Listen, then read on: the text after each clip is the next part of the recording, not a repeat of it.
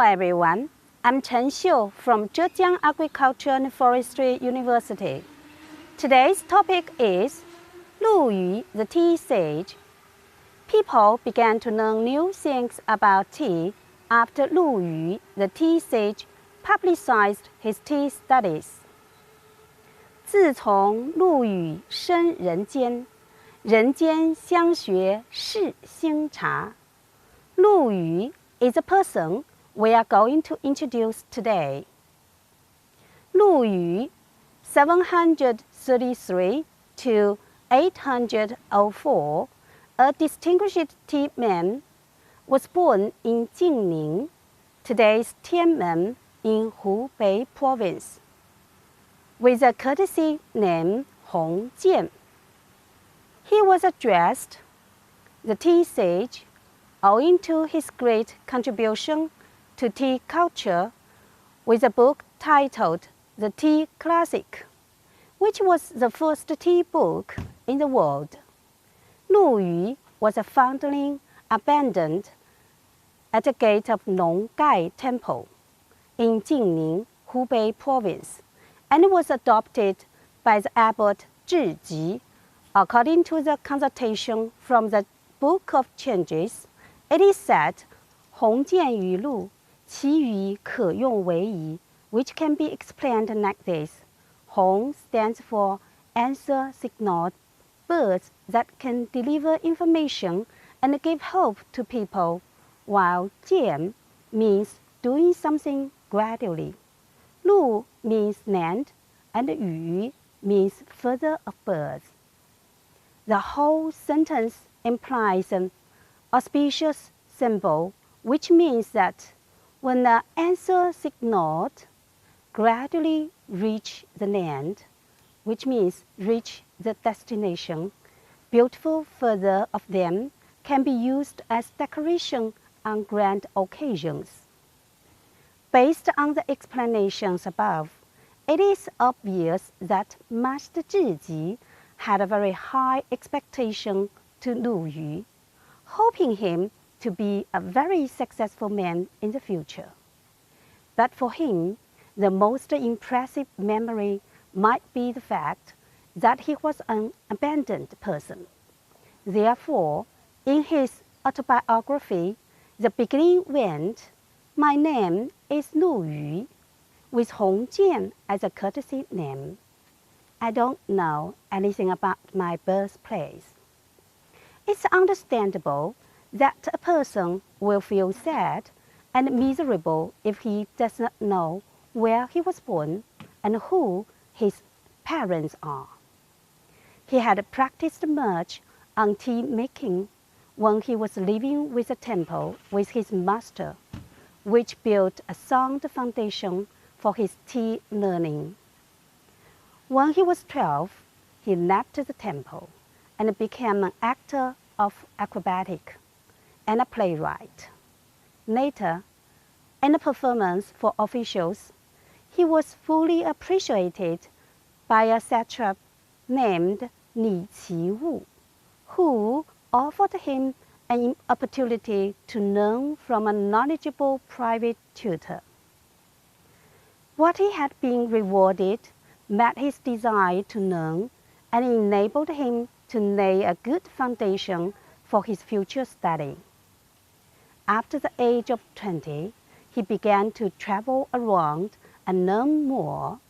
During Anshi rebellion, that's from 755 to 762, he was stranded in Huzhou, Zhejiang province, where he got to know famous scholars such as calligrapher Yan Zhenqing, Taoist monk Li Jinan, poets Meng Jiao, and Zhang Zhihe.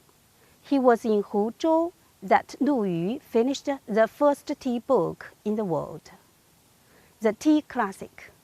In 804, the tea sage passed away.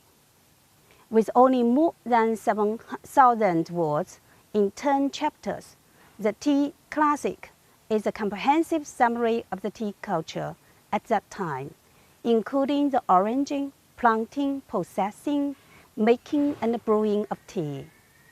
together with detailed descriptions of relevant historic figures, events, and the natural environment for tea planting. Thus, from then on, tea learning became a specialty. The publication of the tea classic is regarded as a milestone for the development of tea culture. Tea was mainly used as medicine before Lu Yu finished his book, The Tea Classic. It was him who enlarged the function and space of tea, making it a symbol of culture and the spirit of Chinese people. Since the Chinese character for tea is cha, which consists of 草字头, grass, indicating the natural, 人, human being, 木, wood, also indicating the nature. Chinese tea implies harmony between man and nature, which is in accordance with the philosophy of Taoism in China. At the very beginning of the book, Lu Yu expressed his appreciation for tea clearly when he wrote, "Tea is a refined plant indigenous to South China. 茶者，南方之佳木也." In Chapter 7, he furthered his understanding of tea as the refreshing nature of tea makes it a good choice for a beverage. It is especially suitable for people who are virtuous in nature and content with a simple life. 茶之为用，味至寒，唯饮最宜精行俭德之人. In this way, Lu Yu linked a person with virtue to tea, giving tea symbolic meanings of gracefulness, elegance, and nobility. From what has been mentioned above, it is not difficult to reach Lu Yu's proposal. Since tea is refined, a person is expected to cultivate himself with tea drinking. In addition to making people refreshed after drinking tea in Chapter 6, tea is given the symbol of simplicity in Chapter 7, in which Lu Yu recorded the last edict from Emperor Xiaoze of Qin Kingdom in the Southern Dynasty. Livestock must by no means be sacrificed to my grave, but only cakes, fruits, tea, rice, wine, and dried fruits. 我邻座上，圣物以生为祭，但设饼果、茶饮、干饭、酒谱而已。The fact that the emperor commanded his people to hold a memorial ceremony for him with tea definitely enhanced the role of tea in the society. More importantly, he advocated a simple lifestyle, highlighting the symbolic meaning of virtue and the simplicity in tea culture. It seems that it is hard to fully understand Lu Yu owing to his paradox.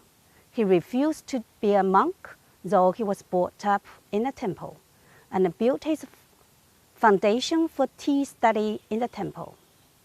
He was intimate with some officials, though he was detached from vulgarity and powerful people.